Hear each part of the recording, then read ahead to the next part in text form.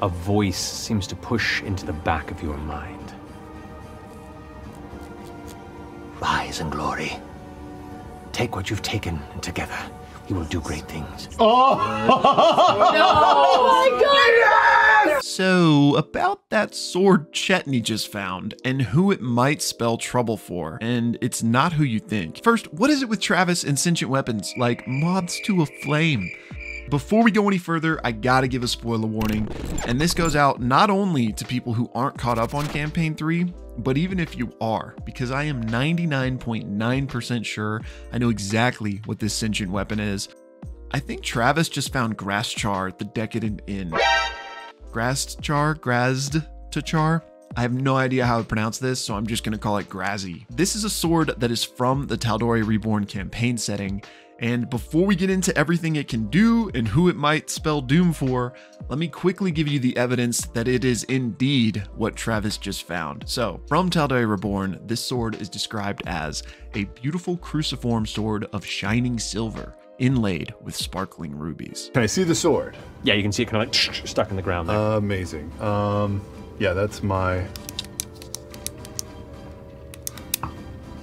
movement. I'm gonna use. You can see it's this like beautiful like cruciform blade, you know, kind of center blade there. I can't quite reach it's like it. Sparkling rubies kind of encrusted in its hilt. Cool. Beautiful polished metal. To add to this, Matt has a moment where he double checks a range of 120 feet, and after confirming, he then alerts the players that they hear a voice in their minds, and this voice is distinctly different from the demon who then speaks out loud seconds later. Actually, yeah, its range here, yeah, 120 feet. All of you feel in your mind a voice go, Welcome. Glad you could join the feast. What? and then you hear it begin to grunt outward. And you understand it as saying, Gut some if you wish, but they taste better while wiggling. Jesus. Also of note here is the voice Matt uses when speaking telepathically to the party is distinctly different from the one he will use with Chetney, but more on that in a bit. So it looks like Graz'zy, Check. it's got Graz'zy's range, Check. but where does Tal'Dorei Reborn say Graz'zy is? Well, it lies in wait in the Umbra Hills, because centuries ago, Zan Tal'Dorei defeated King Trist Drasig in the Battle of Umbra Hills. Drasig died wielding Graz'zy, gifted to him by a cunning demon amongst the ranks of the fiends granted to him by the Strife Emperor. Zan let Drasig's blade lie where it fell, along with his body. Does this sound familiar? The Grey Valley was a site forever marred during the scattered war of Graz'tchar, a number of centuries back here before it was called Tal'Dorei. This was the site of the historical King Trist Drasig's bargain with the Demon Prince of Indulgence, and left the entire valley forest cursed, left pale and stone-like in the wake of the destructive conflict that ended the Battle of the Umbra Hills. To this day, while that battle saw most of that power left, alleviated, much of the dark scars of it still linger.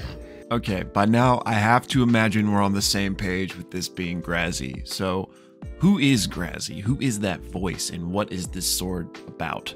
Well, we know from Tal'Dorei Reborn that this contains a sliver of the ego of the Demon Prince of Indulgence, who enacts his anarchic, hedonistic will upon the world. But you might be saying to yourself, well, that voice Matt used to speak to Chetney didn't sound very Demon Prince of Indulgency. a voice seems to push into the back of your mind. Rise in glory. Take what you've taken, and together you will do great things. Oh! Oh my God! Not another one! Why you? Why every fucking time? But it seems like a good guy sword. I am whole! Nothing bad can come from it. Maybe this one's a good guy sword. It sounds like it. It sounds. They always start that. Yeah. True. Nice. Anyone who holds Graz'zy hears the wise voice of a sorrowful king, beckoning the user to seize their destiny. a creature that succeeds on a DC 26 insight check while listening to the blade's voice hears a sliver of malice that suggests the truth. The voice is a corrupting trick of the Demon Prince of Indulgence. So who is this Demon Prince of Indulgence? It is none other than Graz'tchar, one of the most powerful demons in the Abyss, who longs for revenge after his defeat at the Battle of Umbra Hills. Now, Graz'tchar is a Wizards IP, so I think that is why Critical Role is distancing themselves from it and only referring to this as the Demonic Prince of Indulgence. However, we did get an explicit Graz'tchar name drop during Campaign 2. There is mention of a name Oban here. It speaks of a servant of Graz'tchar, the Dark Prince of the Argent Palace, within the abyssal domain of Azatar. Servant of Graz'tchar? Graz'tchar. Graz'zt. Have we heard that before? It says, Oban was once called Graz't's Master of Wills, but it is said here that he was then shamed and destroyed after a terrible failure to his lord, and that's where the end of his footnote is. It's very small. So yeah, this guy's pretty bad news, and he's out for revenge. And like I mentioned at the start of this video, this sword could spell doom for somebody you don't expect, because this sword specifically has beef with the Tal'Dorei Council. Graz'tchar slowly attempts to sway its wielder to sow chaos in Exandria, telling lies and spreading malign truths about great leaders, and claiming that the members of the Tal'Dorei Council are corrupt and must be overthrown. And this sword is currently en route to Zephyra, where a weakened Keyleth resides. Now, you're thinking, the sword slowly corrupts, there's no way that this quickly a member of Bell's Hells could be compelled to hurt Keyleth. Well, that's where we need to get into the mechanics of what this thing can do. Graz'tchar possesses the ability to control its wielder, who must succeed on a DC 17 Charisma saving throw or become charmed by the sword for 24 hours. While the wielder is charmed in this way, the sword can compel them to take an action of its choice once per hour, though the wielder believes this action is taken of their own free will.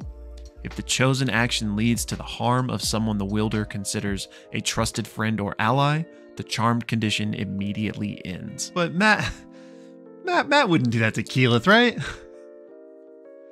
Right? He's taking a picture of it. No, he's not. Because she's dead. This is too many dice for me to roll. I mean, What? I would just pop back to myself. I don't die. And then any additional damage would go over into your... And no, I know. There's too many dice to roll, Marisha. God, So... Oh, it's fine. It's fine. We're gods. So with that uplifting thought, let's see what else this thing can do. So in addition to what else we've talked about, this weapon is just a +3 magic weapon in general, which is bonkers, but it also has what's called corrosive submission. And when you hit a creature with it that has an int of 4 or higher, they take an extra 3d6 acid damage and must make a DC 17 charisma saving throw. If they fail, they're charmed for 1 hour. And if you attack them while charmed, you get an extra 10d6 acid damage. Ridiculous. Of course, if you do this, the charm ends, and if the target succeeds on its saving throw, or the charm ends, it can't be charmed again for 24 hours.